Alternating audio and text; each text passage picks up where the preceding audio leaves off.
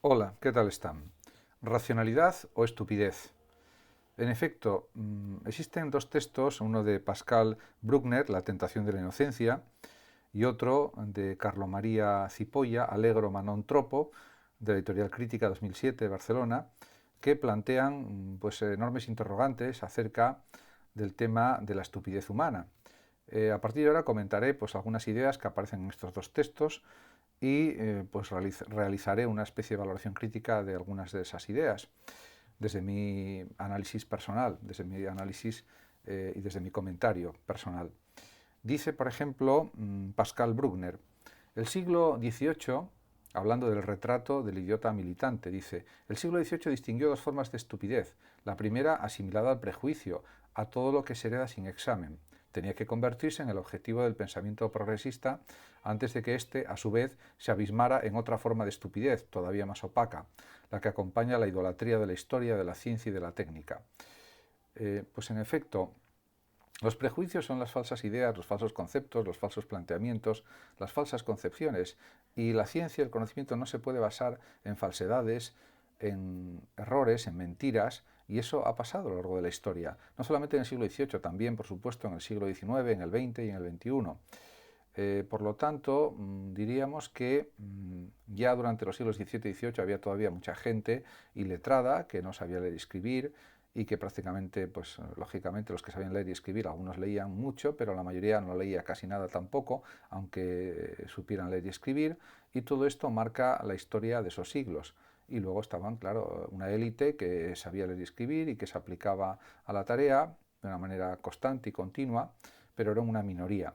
Por lo tanto, se comprende perfectamente que imperara pues, el prejuicio, las falsedades, etcétera, y la ignorancia, en definitiva. Pero es que también señala, por ejemplo, Pascal Bruckner lo siguiente, dice o escribe, la figura del idiota persiste en el siglo XIX. En una época positivista consagrada al saber, a la escuela y a la industria, el idiota es más que un superviviente o un fracasado del intelecto.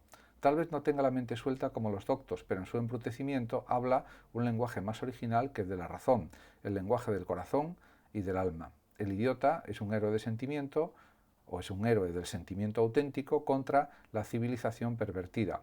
Lo que sucede es que es una dicotomía falsa la que se plantea en este párrafo, porque realmente la razón también habla un lenguaje original. La racionalidad no es que sea algo, diríamos, estructurado previamente, una forma muy rígida, sino al contrario, la racionalidad está en relación también con la emocionalidad, con los sentimientos, con las emociones, no son algo absolutamente separado.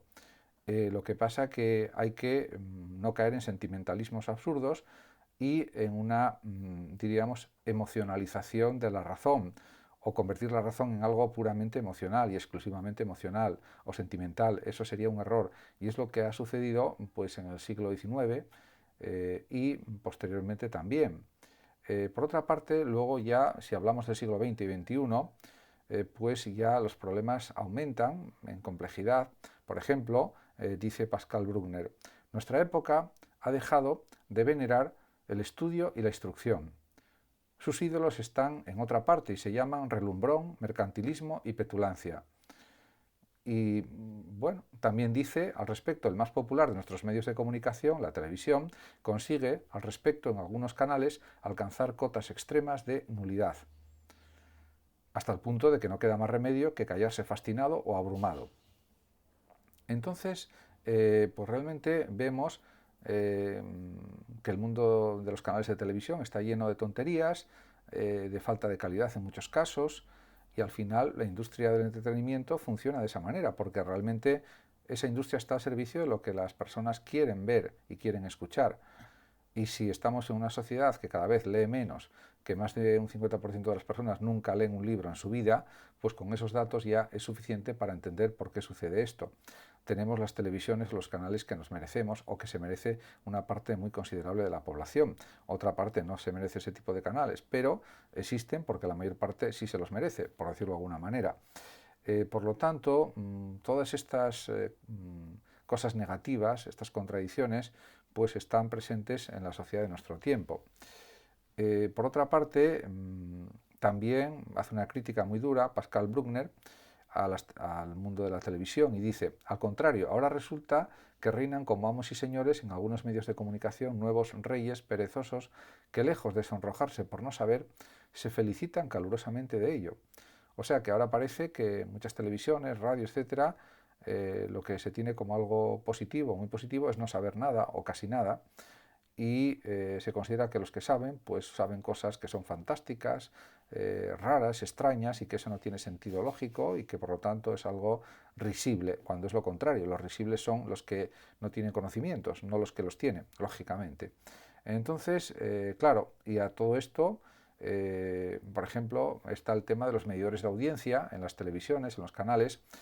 Y a este respecto dice Pascal Bruckner: cuando oyen la palabra cultura, sacan sus medidores de audiencia y hacen que su público abuchee a todos los snobs, a los pedantes, a los que no se inmutan ni se extasían ante el gran circo mediático publicitario. O sea que parece que la norma es que la gente tenga que decir que muy bien el que haya pues 7, 8 minutos o 10 de anuncios entre cada trozo de película que se proyecta en los canales televisivos, etcétera, ¿no? Y eso pues es algo totalmente absurdo, pero parece que hay que ser normal y conformarse con ese tipo de planteamientos. Por lo tanto, como vemos, es el imperio de la tontería y de la estupidez, en cierto sentido. Tiene razón Pascal Bruckner. Por otra parte, pues también hay pues una forma, diríamos, de pérdida de respeto a los que opinan de forma contraria o diferente, y por eso lo señala muy bien Pascal Bruckner en su texto, donde dice: el regreso triunfal del iletrado sobre las redes catódicas se produce bajo el doble estandarte del orgullo y del combate. Ya no es el pobre de espíritu, consciente de su inferioridad, sino el bocazas que aúlla y hace callar a quien le lleva la contraria.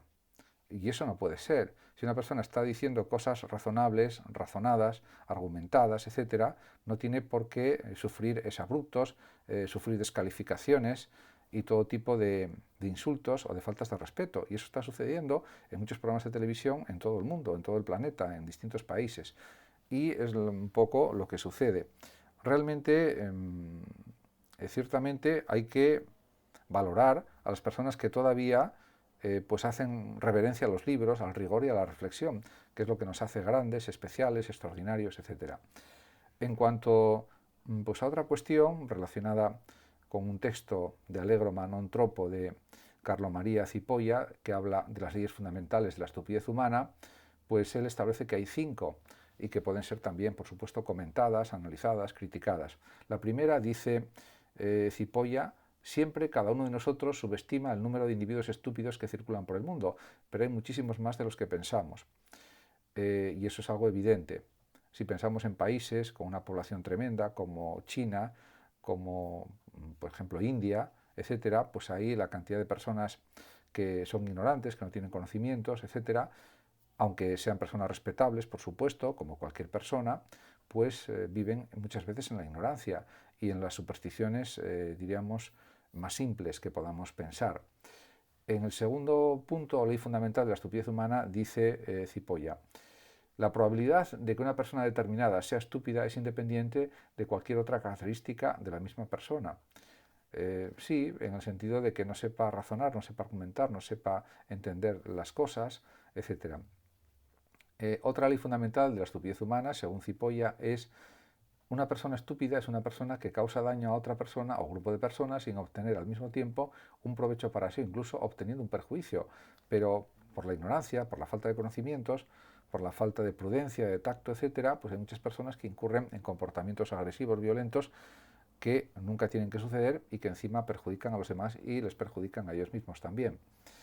Además, en el punto 4, en relación con las leyes fundamentales de la estupidez humana, pues podemos pensar que las personas pues no estúpidas subestiman siempre el potencial nocivo de las personas estúpidas, pero realmente la estupidez se puede combatir con formación, con conocimiento, etcétera, con lo cual no habría tanto problema. Y en el punto 5, ley fundamental 5 de la estupidez humana, podríamos decir con Cipolla que la persona estúpida es el tipo de persona más peligrosa que existe. el estúpido para él es más peligroso que el malvado. Yo en este punto discrepo. Yo creo que es más peligroso el malvado porque tiene malas intenciones y quiere llevarlas a la práctica, a la realidad, con lo cual es una persona más peligrosa, indudablemente. En cambio, también existen personas inteligentes, más o menos inteligentes, como es natural, que, al igual que el malvado es consciente de su maldad o el incauto de su candidez. La persona inteligente sabe que lo es.